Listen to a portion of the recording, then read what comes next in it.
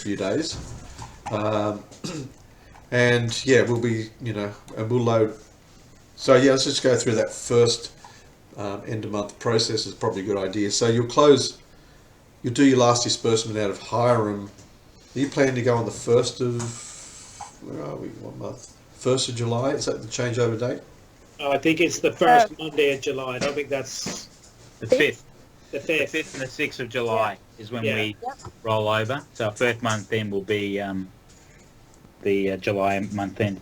Yeah. Okay, so what that means, so you'll be closing Hiram off at the 30th of June. Would that be right? When are you Yes. Yep.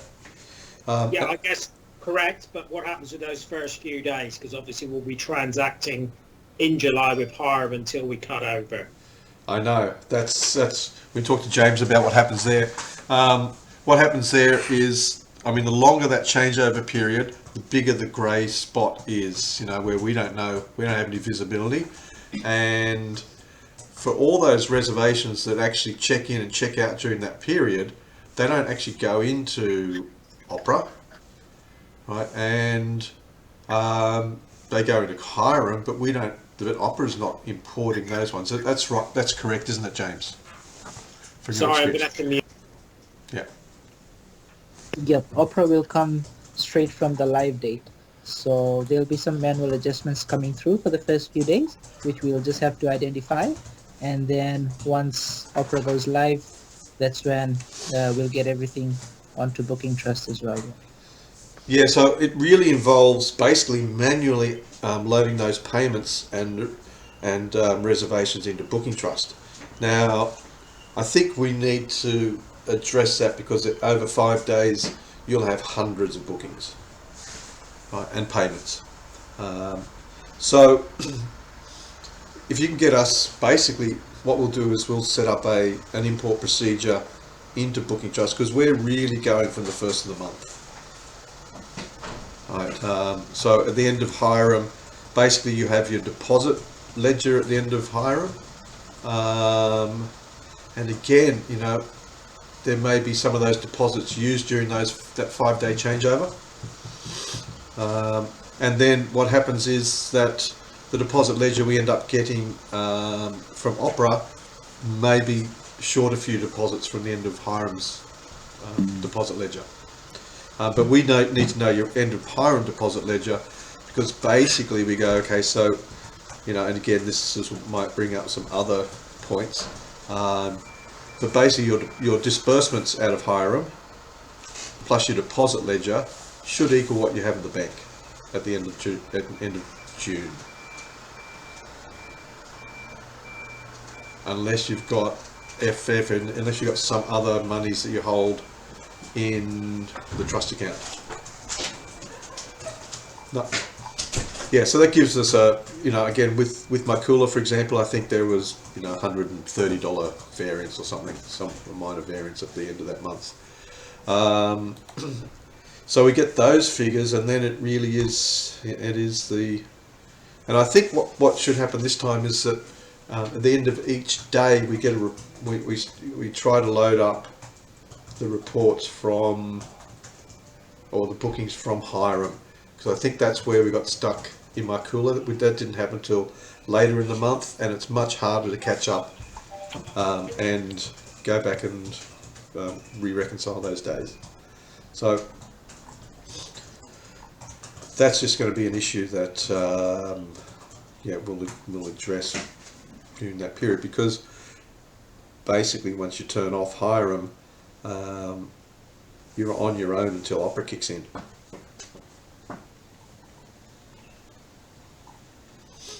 Now, in terms of your LMAs, is there?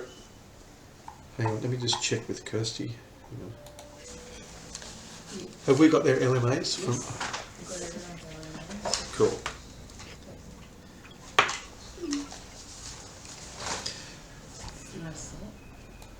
Let me just pull up your LMAs.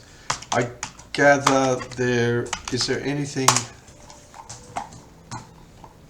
Let me pull this up.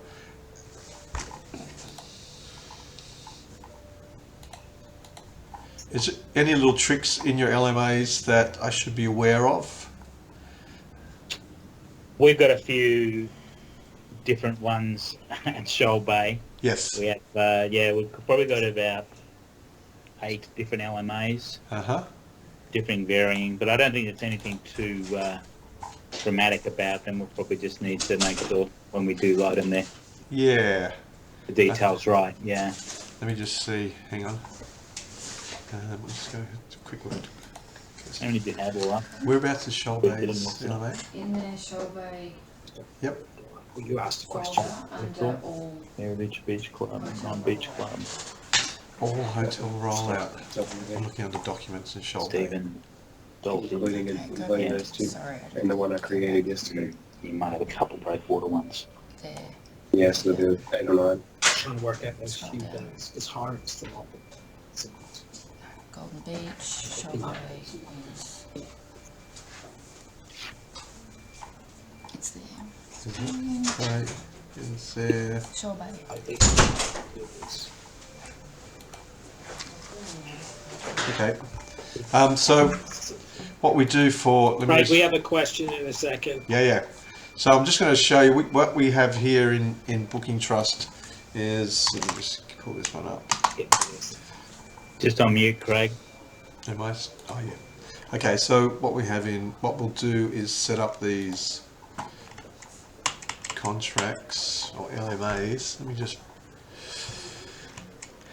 Do you have... Oh, yeah. So what we need from Shoal Bay is just a list of unit numbers and the associated LMA in that case.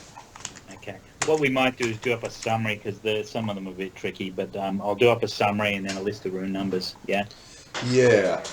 Let me have a look here, just so we have a good idea.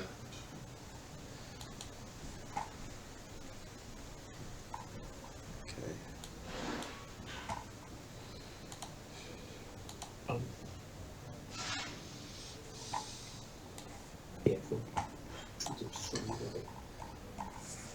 Okay. So down the schedule section. Is it in that schedule section? Let me see. Document. Well, that's what I'm thinking. Makes most logical sense to do this sort of thing. Okay, so servicing fee, monthly letting fee, consulting fee, marketing. So it's 43% revenue. Is that for each of the rooms? I They saw you vary. had 37 as well, Ricky. Yeah, I've got a 37, got a 43 and a half. I've got a couple other special ones as well. Okay, cool. So The new one's going up to 45. okay, Okay, on our master sheet, Craig, I've got 43 and a half and 37 on the master sheet. And I've got, sorry? There's a couple more, Erin. Okay. I think I'll have to do up a summary. Okay. There's about 8 or 9 of them. So what I'll do, Yep. do an Excel spreadsheet summary, and then I'll give you a room list of who what belongs to whom. yeah.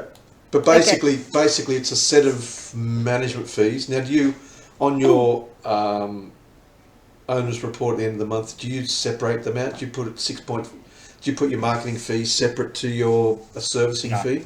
No, I don't have to. It can be one commission fee is fine. Great. In fact, I'd prefer it that way, I think. Okay. Yep, one commission fee, and basically it's just a departure clean. It's a departure clean on top of your commission fee. Departure clean is on top of the commission, Okay. on our commission, and then there's also just the OTA commissions, the online travel agent commissions is 100% Yep. charge off to them. Yeah. Now, have you got a list of OTAs and commission rates for OTAs? We can do, yeah. Yeah. So you send those to Erie. She can pass them on to Kirsty. Yeah. So if it's really just a matter of a departure. And the percentage, right? Yeah. Right. Yeah. 'Cause we want to know percentage of how Oh much yeah. Of course, Yeah. The percentage and the OTAs. GST inclusive or not. Yes. Well, yeah. Whichever, just make it clear whichever way. GST inclusive is preferred. Which also begs the question on this LMA: is this GST inclusive? I'll show you what I'm looking at.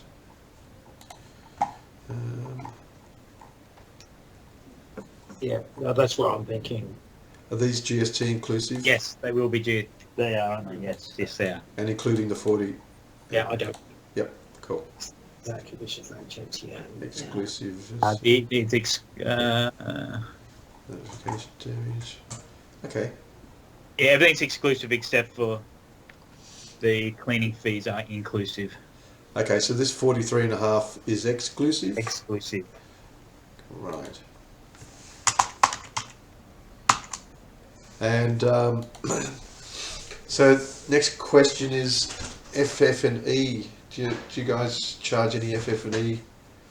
Yeah, fees? look, that's what I mean. There's a couple of different. We've got one in particular, one LMA, which is the original LMA when we took over the business, has got FFE included, which is 6.5%, 7%. Can't remember. It was one of the two, but we'll break that down for you. Yep.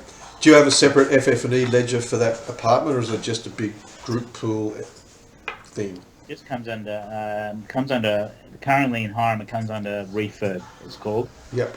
So they've got a refurb account balance, and is that sitting basically a theoretical amount of money they have?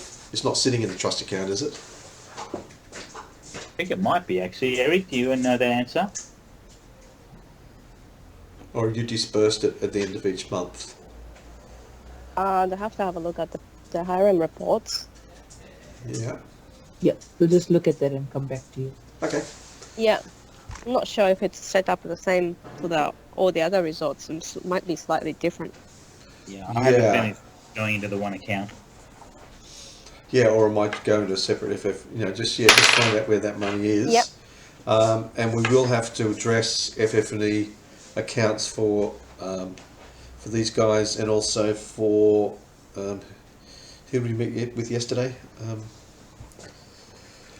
David Douglas. from For Douglas. That's right. We're going to talk about that in our next meeting anyway. Cool. Yeah. So yeah, there are a few little gotchas that we'll sort out. Yeah. Now, someone had a question. Yeah, so Golden Beach, we've just got the one LMA, so that's simple. I think we've added we have added a unit, so you probably won't have that from the original information that we sent through. Yep, that's all right. Go on. Also, this is more of a general question, maybe. So we're at 12.5, and the 12 and the 6% split. I've always, to be honest with you, it's made up of management and advertising, as we know. What are other hotels done there? They just bundled it into one fee, because I think everybody just looks at it as a 19% management fee. Have other hotels done that? I'm just thinking for simplicity. Yeah, other hotel. See, for example, you can see this screen. You can see my screen. Yeah. I can see a screen with a Word document on it. Oh yeah, not that one. Okay, let's share that.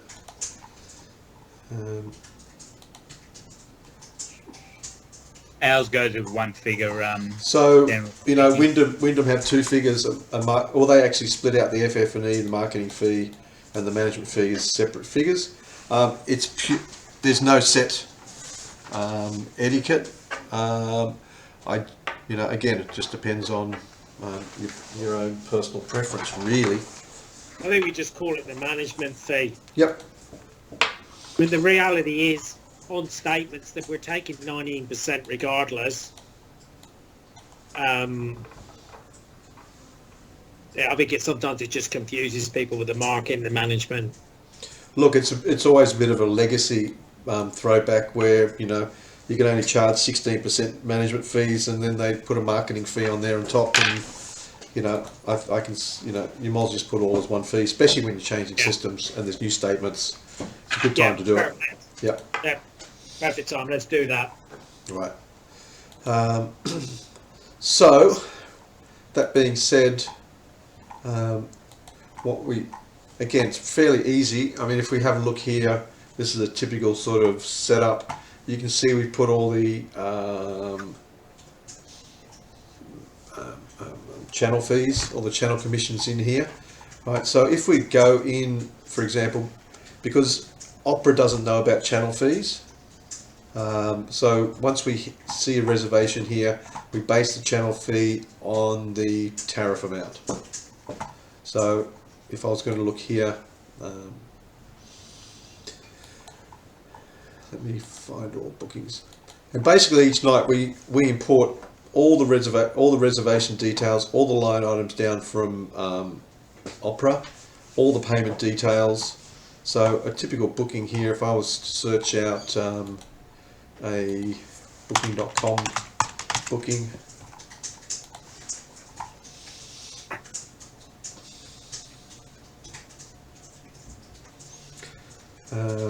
grab one of these older ones. So you can see this is fully paid. It was released on the 24th of March. So releasing means that we release it into the disbursement pool to be dispersed. And obviously the criteria for a reservation to be released is that it's checked out and fully paid. So each reservation has its own payment record. On this one, it's just one night's accommodation of $249. So again, each reservation itself has its own fee ledger. So if I click on the fee ledger for this reservation, you can see that these are all the charges directly from that money that's come in, or that reservation that's come in. So there's our channel fee, there's our FF&E, there's our marketing fee, management fee, and the housekeeping, which was generated as a departure clean for a particular reservation for that booking. You can go into the room number itself. Each room number has its own fee rates, in case for some reason you want to individually overwrite them, but that won't really happen. We'll have a series of contracts, either for the ones that only have one LMA, we basically just cover it with the global fees. For the hotels that have multiple LMAs, we put them in under contracts. So this would be, for example, a 1-bedroom contract. We'd have a look at the rates, and these will be all the rates under a 1-bedroom contract, which we can change in here, for example. So that's how and we'll set all those contracts up for you. And again, in terms of room numbers, what happens is, as the room numbers come down each night, we populate them from Opera.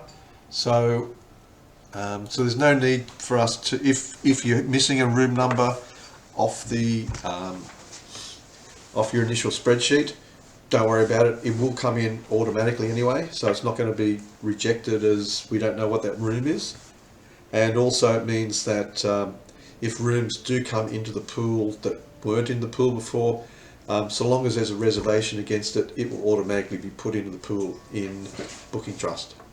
We won't know the owner at that point. We defaulted the owner to the manager account. Basically, you can't disperse those reservations. At the end of the month, it'll make sure that you actually assign an owner to it. So there's enough checks and balances in there for those things to occur.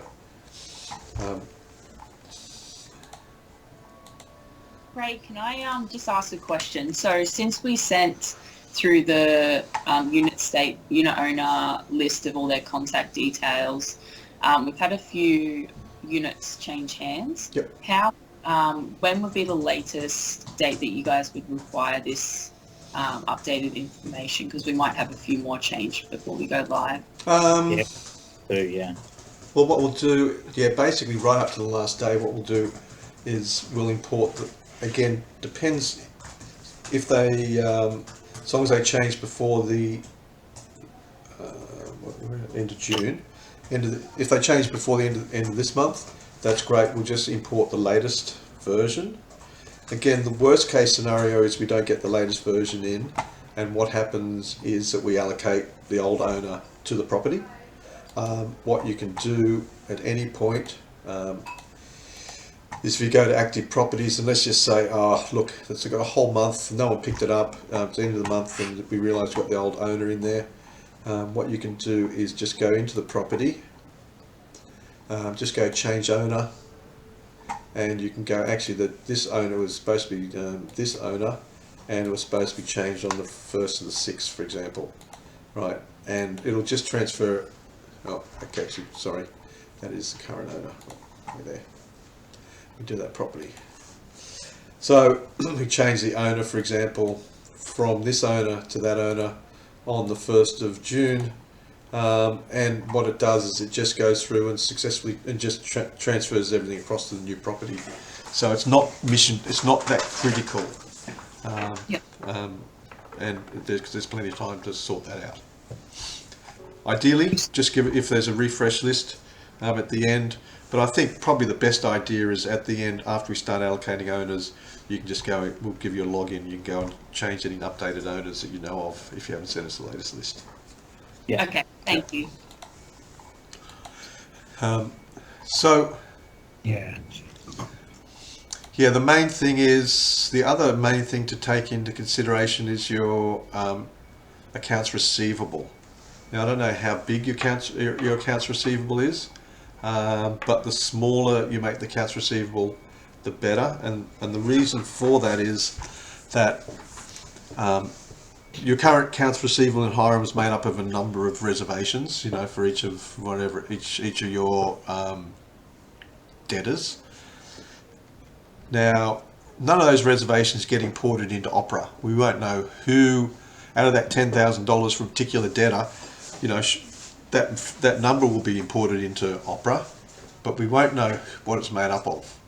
We won't know whose reservation in what room, right? So you'll need to keep your AR register from Hiram, and it also means when you get paid $5,000, you actually have to go through a process in Booking Trust just for the changeover, just for everything that's currently in your AR, where you actually have to add the reservation in to Booking Trust for the name or whatever. Yeah. James has been through this. He's an expert at it, and just put that in there and rent payable in order to create a reservation against a room number which you can receipt some money in, and then you receipt the money in on that particular day, and that's the process. Can I just clarify? So we can just do that to a postmaster account. It doesn't need to be backdated to the actual day. We just create it, pay it off, and check it out. Yeah, look, when you put it in, it's probably better to actually put the correct dates in. Okay. You don't have to post date the actual money, because the money just comes in today. Just for reference, you might as well post date the reservation, so you go, oh yeah, that was that one for anything before the 6th of June. The 1st of July, we know is been put in manually and as part of the AR accounts. That's all. So yeah, so there's that. So again, That'll be fun.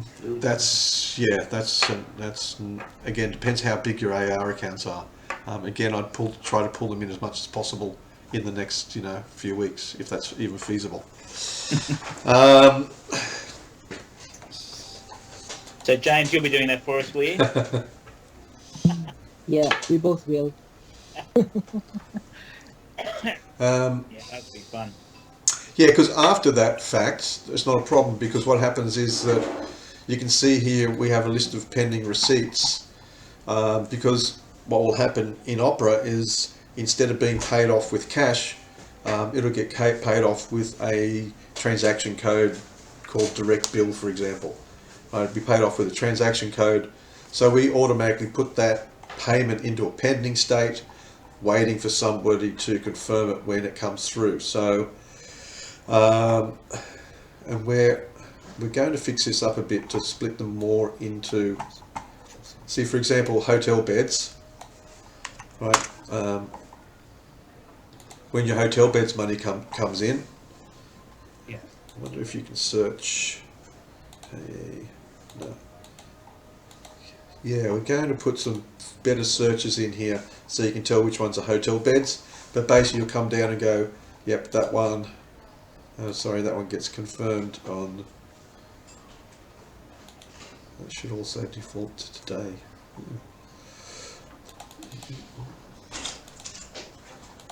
Confirm that one, for example, and that starts, and again, everything contributes towards your confirmed bank ledger.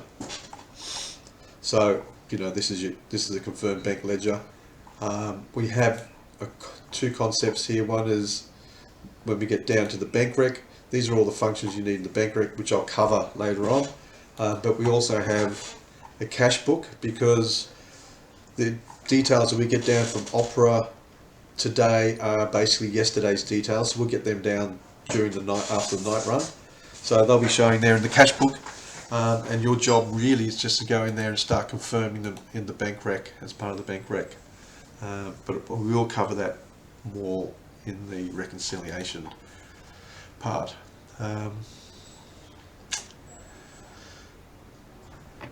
So yeah, any other questions? No, not at the moment.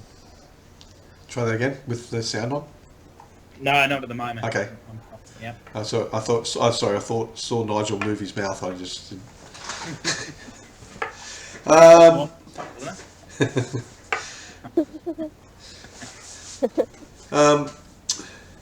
Yeah, well, that's all I really wanted to cover today, because they're the sort of things.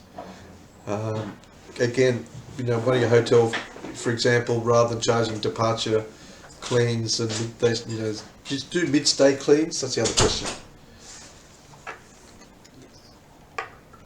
We do. It's rare. Yeah, there will be. Yeah. Now, at the moment, what happens with the mid-stay clean and Hiram? Do you go into the reservation and put it in specifically, or how do you bill the owner? How do you bill the owner for that? At Golden Beach, it's automatic, and it just groups together in the cleaning part on their statement. It's just one big cost then, not split out. Okay, but so in terms of Opera, you'd actually put that as part of the housekeeping tasks? At the moment, Hiram just automatically does that service fee if it's over 8 nights or more. Yeah, good. So it's Okay, just put that in your LM. Well, in some of them are 5 nights, some of them are 7 nights. You guys are 8 nights. We can automatically put that cleaning fee in after 8, in 8 nights. Again, just let us know. We'll just automate that mid-stay clean. But there is no daily service clean total, is there? It's just no. Okay.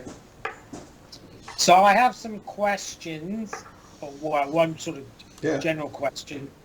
So we get to the end of the month, the 30th of June. We roll, do our bank recs. We complete the month ends, and then we've got those 4 or 5 days that we're operating still with Hiram, because we haven't cut over to Opera. So we're doing our daily transactions through Hiram. What is probably the best practice just to get us through to those few days? So then when we start on after the cutover day, best practice for sort of capturing that information, is it printing out the accounts and just keeping them manually so we've got the numbers? Any comments around that? Yeah, I think if you can find a suitable report in Hiram, I think the best practice, because it is 5 days is a long time, the best practice is to see if you can send us something this month so that we can actually develop something just to import those details in against room numbers or something. So basically it'll be a CSV file with reservation number, any payment details that came in, reservation room number, payment details that came in, guest name. Now, at the very worst scenario, that should be your reference report anyway. And the best case scenario is we can take that CSV file and actually import it on a daily basis.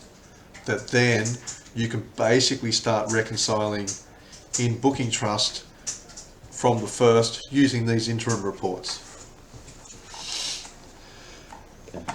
What did Makula do, James? Do you know? So for Makula, we just carried on with Hiram. then we transitioned on the date, and then had to add transactions into the controls from the date we went live. So James, then the follow-up question to that on Ricky's theme is, that's what you did there, but it was also the first one. Can we do it better? Yeah, is there a better way? Can we pre-populate booking trust early Yes, so we don't have to worry about that? Definitely, and that's what Craig's been mentioning. Like, if you could have it from the first, and let's see a report in Excel version if we can have these details that he just mentioned, and that would help us a bit from the first. Particularly for us here, because we got 96 rooms. Oh yeah, That's forget it. yeah. I want to do as much early as I can. Yeah, no, there was. I mean, it caught us by surprise because normally we wouldn't ever change over on the 5th, right? We'd always change over at the end of the month, and it was something that I didn't really consider the ramifications of. But now we are, now we know that 5 days. That's pretty much what James and the guys spent the last week trying to catch up on. Yeah. So we're not going to. We're just we'll jump ahead of that this time. So what you're suggesting is we could probably. So you're suggesting we could probably download something? Is that if there's correct? a Hiram CSV file that says reservation number, I don't even care. I mean, start and finish date of the reservation. See, there's a couple of problems we'd have to address. Is one of them is if the reservation does get loaded into. Okay, so here's a scenario. Somebody books in on the 2nd, checks out on the 7th. Right, Yeah. You'll have 2 days in Hiram, and they'll have 3 days in Opera. Yeah. Now, Can we just do it by departure date? yes, do it by departure date. So we load. So from a booking trust perspective, someone checks in on the 2nd, because you might even have a situation where someone checks in on the 2nd, checks out on the 3rd. Are we able to then, when we move into Opera, load that booking in? Will then the booking trust recognise it or need to go in manually? No, you can't load anything retrospectively into Opera. Yeah. Okay, so what we really need to do is get a report of everybody who's checked out before the 5th. Yeah. Right, now then there will be a handful of them, let's say 10, 15, 20 that are staying there overnight on the 5th, which you can deal with because we'll have half the information. Right, so for example, it's 5 nights and there's $300 that's carried forward, that was carried forward, and the $200 that's already sitting in there really forms part of that disbursement because it's not going to get dispersed out of Hiram. So the changeover ones, we just need to work out how much money you're holding in your account for those reservations that go over that changeover period, because we'll have the money in Opera that's carried forward. We won't have the money that you've collected in Hiram, and that will just be a matter of going to those reservations and adding those bookings in as part of not really an opening balance, but part of your money that's sitting there on the 5th.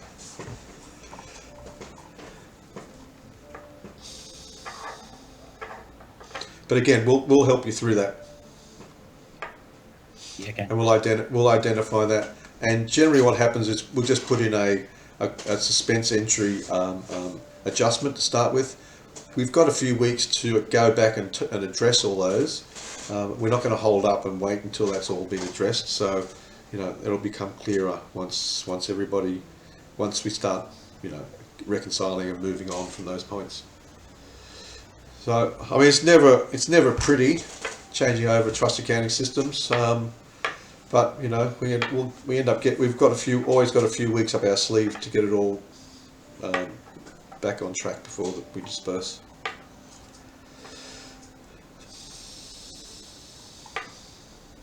So yeah, that's pretty much all I wanted to cover today. Just basically an introduction, and so everyone's got a clear idea about what we need, and you know, cover your overview questions, and then we can look more next time at how to actually use Booking Trust functionally. Yeah. Yeah. Okay, so all you want from us right now is any LMA information, which you've got us, that's easy enough. Got yours, And, yep. and OTA commissions. OTA commissions, and you know, a sample. See what sort of report you can pull out of Hiram for your bookings. You know, so if we can import those, that will save everybody heaps of time. Yeah, no, shouldn't be a problem. Yeah. Thank you. Yeah, easy enough. Great. Yeah, send that, you know, as soon as anytime you want. Just give it a. I think everything goes through Erie at this point, which is probably easier as a point of contact. Or you can send them straight to services@bookingtrust.com.au. That should be your go-to email address. Probably better off going to services. Yep. Given that I'll be on leave. Great. Oh, okay. Okay. So what's Yeah. the email address? Services? Yep. Services at Booking. I'll send through the email to you, Ricky and Nigel. Great. Okay. Thank you. Yeah. Yep. Okay. Thanks for your time, and we shall talk. Thank you for your time. So, so in terms of training, next one's going to be reconciliation, and then we're going to go through disbursement and end of month process, and then I think there's another one which is really just tidying up any queries you got, and that will be, you know, and again, you've got pretty much a month while we look after the nuts and bolts of the reconciliation, and we make sure that all the things coming down from Opera are okay. So yeah, we'll get it done by the end of July. Okay. Fantastic. Appreciate Thank your you. help. Okay. No See you problem. next Wednesday. Right. See you then. Bye. Yeah. Bye. Thanks.